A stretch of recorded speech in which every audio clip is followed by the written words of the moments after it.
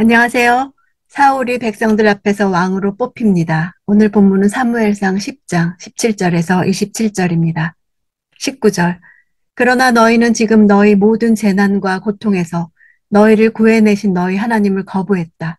그러고는 안 되겠습니다. 우리에게 왕을 세워주십시오. 라고 했다. 그러니 이제 너희는 지파와 가족별로 여호와 앞에 나아오라. 하나님이 백성들의 거부에도 불구하고 왕정을 진행한다는 사무엘의 경고에 백성들의 침묵은 그들도 자신들의 요구가 반계약적이라는 것을 알고 있다는 표시입니다. 지파와 가족별로 나오는 방식은 마치 아간 이야기처럼 죄인을 색출하는 듯 합니다. 이것은 인간 왕을 세우는 것 자체가 하나님의 통치를 거부한 죄에 대한 심판임을 보여줍니다. 20절. 사무엘이 모든 이스라엘 지파들을 가까이 불러 제비를 뽑자 베냐민 지파가 뽑혔습니다. 히브리어 원문에는 제비라는 말이 사용되지 않고 단지 뽑혔다는 말이 사용됩니다. 뽑혔다는 단어는 잡히다, 딱 걸리다 이런 뜻입니다. 죄인을 색출할 때 사용되는 방식을 연상시키는 동사입니다. 죄인을 색출하는 방식으로 왕을 뽑는다는 것은 이 요구가 죄악임을 보여줄 뿐 아니라 사울 자신도 죄인임을 암시합니다. 22절. 그래서 그들은 여호와께 다시 물었습니다. 그 사람이 여기에 왔습니까? 그러자 여호와께서 대답하셨습니다. 그렇다. 그는 짐짝 사이에 숨어 있다. 백성이 물었다, 구했다라는 말에서 사울의 이름의 기원이 나옵니다. 즉 사울이란 이름은 하나님에 의해 요청된 자 또는 발견된 자란 뜻입니다. 사울은 평생 사람들의 반응에 민감했습니다. 그가 숨은 것은 겸손해서라기보다 사람들의 반응이 두려워서였습니다. 진정으로 겸손한 사람은 자신이 아닌 하나님을 의존하기 때문에 자신에 대한 사람들의 평가를 두려워하지 않습니다. 사람들의 평가에 두려움이 큰 사람은 그만큼 사랑받고자 하는 욕망도 큰 것입니다. 사람들에게 사랑받고자 하는 욕망이 클수록 그 사랑의 상실에 대한 두려움도 크기 마련입니다. 23절. 사람들이 달려가 사울을 데려왔습니다.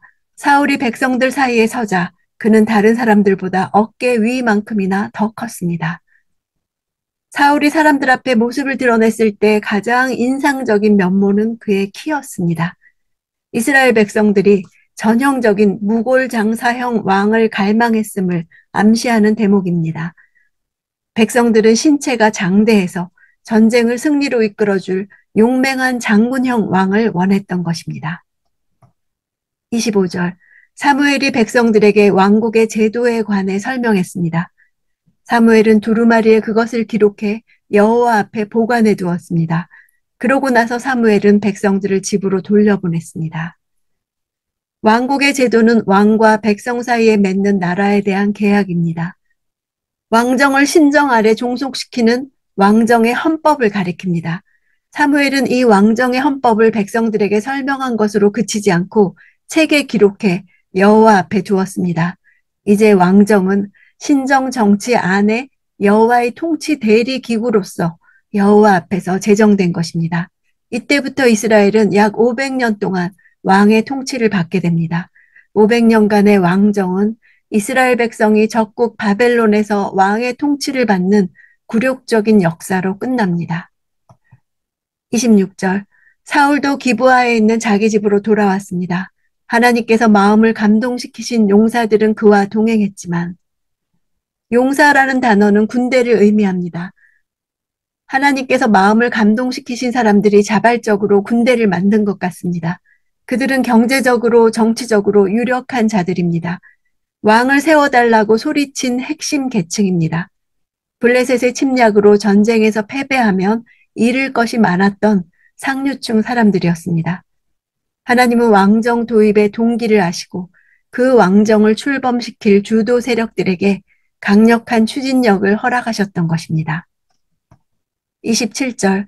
몇몇 못된 사람들은 저 사람이 어떻게 우리를 구원하겠느냐 하고 사울을 무시하며 아무 예물도 가져오지 않았습니다. 그러나 사울은 잠자코 있었습니다. 이들은 아마 왕의 필요성을 전혀 못 느끼는 서민들 혹은 하층 백성들이었을 것입니다. 사울은 출발부터 변방 인물들이나 소외계층 사람들의 호응을 받지 못합니다. 나중에 소외계층과 협동하여 왕위에 오른 다윗과 대조적입니다. 기름 부음 받는 것은 과거의 삶으로부터의 단절이라는 의미가 있습니다. 새로운 위치로 진입한다는 뜻입니다. 또한 하나님의 일을 위해 거룩하게 구별하고 그 일을 감당할 수 있도록 성령을 부어주시는 것을 상징합니다. 우리도 임직식에서 기름을 붓는다는 표현을 씁니다. 이 기름 붓는다는 말에는 굉장히 두렵고 떨림이 있어야 합니다. 우리 모두는 성령의 기름 부음을 받았습니다. 실질적이고 원천적으로 성령이 우리 가운데 내주하는 순간 기름 부음을 받은 것입니다. 영적 능력으로 무장한 것입니다. 깊은 내면의 변화는 단기간에 이루어지는 것이 아닙니다.